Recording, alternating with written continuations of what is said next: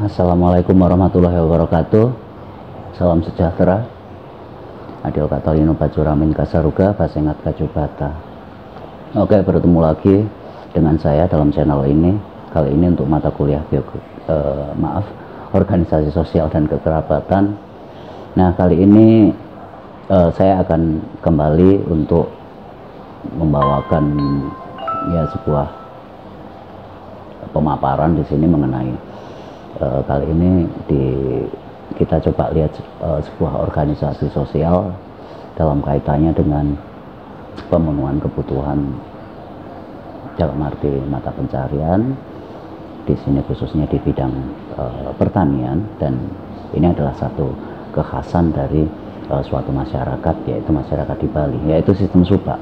Nah, di sini kita sistem subak melihat sebagai sistem organisasi dengan tujuan pengaturan kelancaran pengairan, dalam arti kelancaran untuk aktivitas-aktivitas pertanian, supaya kebutuhan air pada persawahan atau pada tanaman-tanaman padi itu dapat dikelola, dapat istilahnya mengantisipasi kendala-kendala kekurangan air. Jadi di sini ada sistem pengaturan, dan sistem organisasi ini sudah cukup lama dan sudah sangat teratur. Oke, di dalam kaitan ini mungkin Anda semua juga sudah tahu bahwa subak di sini merupakan sebuah organisasi untuk mengelola air irigasi, dan di sini diperuntukkan untuk terpenuhinya kebutuhan air anggota-anggotanya, dalam arti di sini para petani yang memiliki lahan pertanian. Oke, di sini suatu subak atau suatu organisasi tersebut itu melingkupi satu areal areal persawahan yang cukup luas, dan mereka juga membangun untuk kelompoknya itu beberapa mungkin bendungan dari sungai, mata air tanah, ataupun saluran-saluran utama yang memang dapat memenuhi pengairan tersebut. Nah, di sini selain selain ini memiliki memiliki hal-hal yang memang sangat-sangat praktis, tapi di sini berkaitan juga dengan atau ada landasan sistem religi tertentu, yaitu sistem religi dari sini sistem religi Hindu, bagaimana memuliakan air dan lain sebagainya. Dan di sini juga ada pandangan-pandangan spiritual tertentu bahwa dalam arti memandang dunia di sini, memandang alam atau lingkungan di sini, ini adalah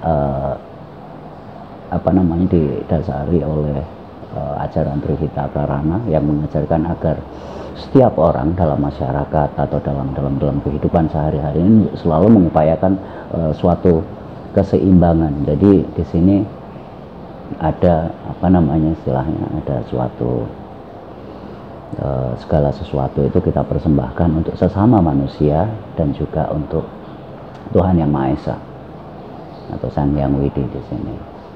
Dan pelayanan kita sebagai manusia itu tidak hanya di antara sesama manusia, tapi juga sebetulnya ini dipersembahkan juga untuk Yang Maha Kuasa demi keseimbangan alam dan lingkungan.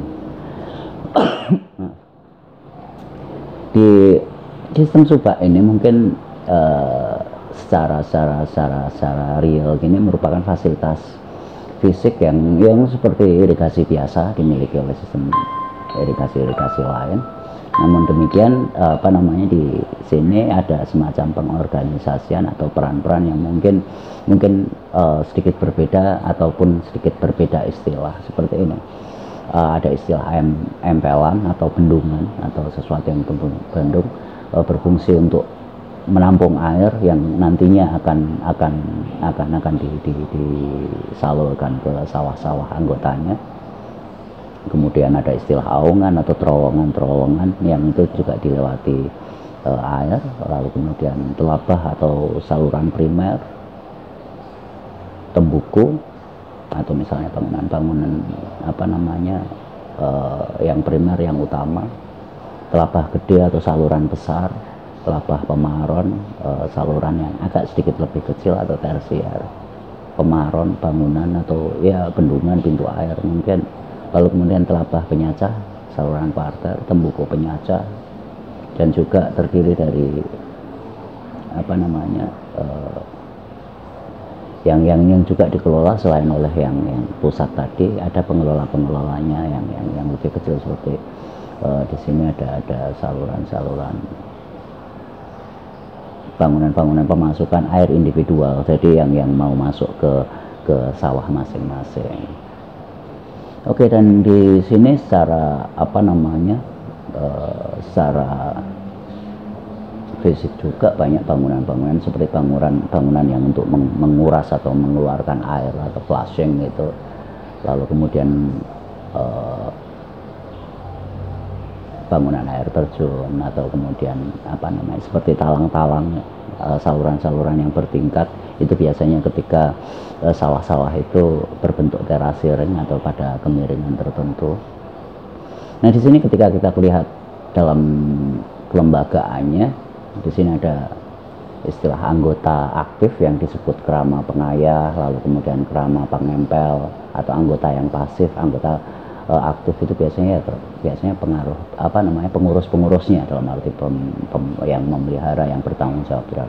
Terus kemudian kerama leluputan atau anggota-anggota khusus, dan di sini kerama leluputan atau anggota khusus ini banyak dibebaskan dari kewajiban-kewajiban yang biasanya dilakukan oleh para anggotanya di sini. Dan ya, itu ada 3 jenis anggota dalam kelompok tersebut. Kemudian di sini ada istilah seperti organisasi lainnya juga sebetulnya. Di sini unsur-unsur dari sebuah pimpinan atau dalam strukturnya ada istilah prajuru. Prajuru ini adalah pengurus. Nah, di sini ada prajuru subak yang apa namanya istilahnya mengarahkan bagaimana atau memimpin rapat-rapat, lalu kemudian juru arah. Kemudian kalau apa namanya kalau untuk pengurusnya istilahnya ada ketua subak yang disebut pekasih, patajuh atau wakil dari pekasih, patengan atau juru raksa itu bagian keuangan atau bendahara, dan ada istilah saya atau pembantu khusus atau semacam asisten atau apa. Oke, kemudian di sini banyak sekali sebetulnya ada istilah khusus. Di beberapa daerah ada beberapa perbedaan istilah, seperti misalnya sekretaris yang disebut panyarikan atau kemudian juru raksa, bendahara, terus dan lain sebagainya. Nah, jadi di sini pada dasarnya intinya bahwa di dalam subak ini sudah sistem organisasinya sudah teratur rapi, dan tujuannya adalah ketika menyalurkan air itu air tidak berebut, sudah diatur. Dan misalnya ada semacam prinsip, ketika air itu terbatas, air itu diberikan pada yang letaknya jauh dulu, yang sangat jauh, baru kemudian secara berangsur yang terdekat, sehingga di sana ada mengutamakan semuanya itu nanti ke bagian air. Oke, jadi itu salah satu penjelasan sekilas tentang salah satu contoh sistem organisasi sosial yang terkait dalam mata pencarian pertanian atau dalam sistem pertanian. Di sini dalam sistem mata pencarian, dan ya apapun ketika kita melihat sisi kebudayaan unsur-unsurnya itu pada satu titik, dalam arti di sini sistem organisasi sosial itu berkaitan dengan mungkin sistem mata pencaharian, mungkin tentang atau sistem ekonomi, dan ini juga terkait dengan sistem religi ketika mau dibahas secara khusus tentang falsafah di balik ini semua atau yang mendasari sistem subak ini.